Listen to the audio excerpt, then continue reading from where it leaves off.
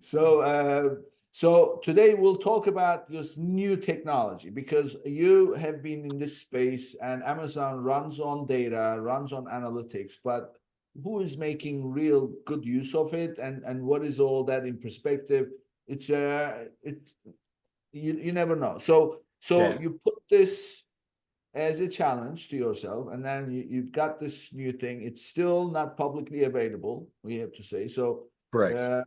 uh, but what is the the driving force behind this? And tell us about the platform first, but more important, what is the methodology and what is it that this is intended to solve? Yeah, sure. So let me kind of give you a little bit of background history, kind of say like, how did we get here? Um, certainly as far as like my experience, I've been in, like you said, I've been in e-commerce for, 15, 16 years now. And I started out in the eBay space and then came over to Amazon space, been in the Amazon space for 10 years now, which is blows my mind. It's been that long. But a number of projects that I've had that I've brought to market includes software, training, agency, and now back into software.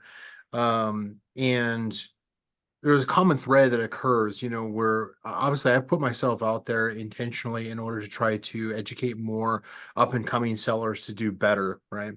And the problem with that is that if you're any good as far as like getting your message across, then people listen and they actually put it into place, and then everybody's doing it, and then that's kind of what we've run into. And I don't want to take the credit for like saying like oh everybody does what I do, but I I have to admit is that I've created most of my competitors. So in the advertising space, and so shame on me. But at the same time, I love the innovation and the chance to work on something new or different, I should say. So where we started out with was primarily like I was always initially got into the Amazon advertising space because I wanted to leverage, okay, how do I get more eyeballs? How do I get more visibility on the products that for my own products, for client products, because I actually was coaching a friend of mine and his girlfriend's brand back in the day. That's how I got started. And it was always for the means, for self-interest of trying to solve my own problem of how do I get visibility. And so the reason I had spent, thousands of hours trying to figure out the advertising was to solve that. Well, even though Amazon continues to roll out a number of changes and new improvements and ad play, usually what they're doing is they're expanding their ability to make money. There's over 30 different ad placements that are available on Amazon today. Most brands don't even tap into a fraction of that, but they exist. And Amazon is kind of like they're kind of like exhausting the real estate to say like this is a pay to play kind of thing. It's become a bit cliche to say it's like, well, it's pay to play. It's like, yeah, okay, tell me something new. Okay, what's the new, right? The new is that it's getting expensive. That's not a surprise to anybody that it's getting expensive to advertise because every single PPC advertising platform on the planet always gets more expensive as it gets greater adoption. Same thing happens with Amazon.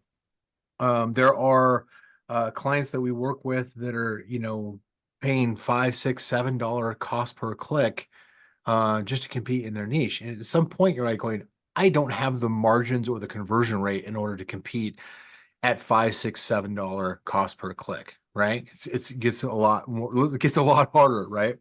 And so then you have to focus back in on to just the natural search rank, the search results that come back when you do a search on Amazon, and what is commonly referred to as organic search, probably more accurately just plain just search. Um, and trying to position a product. And there's a number of ways that we found that as an industry, that we as an industry have found in order to game the system, in order to there's gaming of reviews, there's gaming of unit sales velocity through things like giveaways and deep discount coupons and rebates and some of these kind of things, right? Uh, Reviewer pools, some of these things that Amazon is attempted to shut down over time. Some of these things are still very active, but the biggest problem that we keep circling back around is there's a lot more complexity to the way that Amazon and as the label goes, A9, as far as how the algorithm judges products and how it sorts the products for the search results.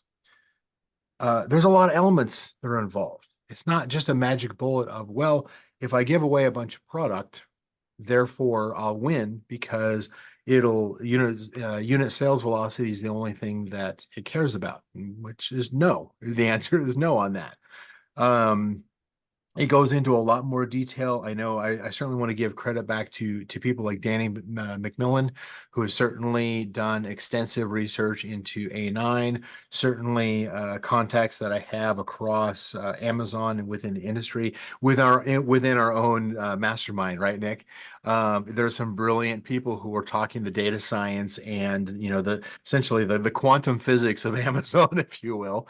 Where we're behind the scenes trying to figure out how does this stuff work? How do we understand how Amazon's algorithm works better? So the approach that I came into recognizing is that Amazon advertising is only going to get more expensive. And there's only so many tactics and strategies that you can implement and software automation that you can implement in order to solve that. At some point, it becomes just one lever out of several that you can pull in order to get attention and sales to a brand, to a product. And so when I started expanding beyond just the advertising realm, I focused pretty heavily for a couple of years on, listing optimization, listing SEO, conversion rate optimization. And that's been kind of overgeneralized in that it's like people say, it's like, oh, well, you just need to optimize your listing. What does that even mean? Right? What does that specifically mean? Exactly. And so what happens is, I joined the bandwagon as far as like, well, I can create that service. I can hire some of the best graphic designers and videographers and copywriters on the planet, and I can have them on my agency team over Canopy, and I can deliver a fantastic product, and we do.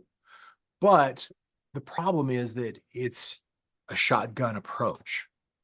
Let me go and optimize everything, redo all the images, create videos, rewrite the title, rewrite the bullet points, rewrite the description, rewrite the A+ content, the back end. Like all these things come into play, and you're trying to make your best attempt to get attention to the shopper. You're trying to differentiate from your competitors, and you're ultimately trying to create that compulsion by the consumer to buy the product that increase that conversion rate, right? And ultimately, the measure that we have is, did we sell more, right? All this combined is, did we actually sell more product? But there's way too many questions that weren't being asked or we couldn't answer at the time. There's got to be more detail to this. There's got to be a way to figure out what's more important to A9 is the title, a common question. Like, okay, well, if I'm going after a specific search term or search rank, does it need to be at the front of my title, the middle of the title, the back of the title, the bullet points, the back end search? Where does it need to be in order to have the biggest effect? Do I need to drop my price? Do I need to have just as many reviews as my competitors? Do I need to drive traffic from TikTok and Google and Facebook and wherever else, right? And the answer is yes, all of it. But what we found is I wanted to take a different approach to answer some of these questions, and that required a lot more data than I had access to. I have always had theories about how things work, and things like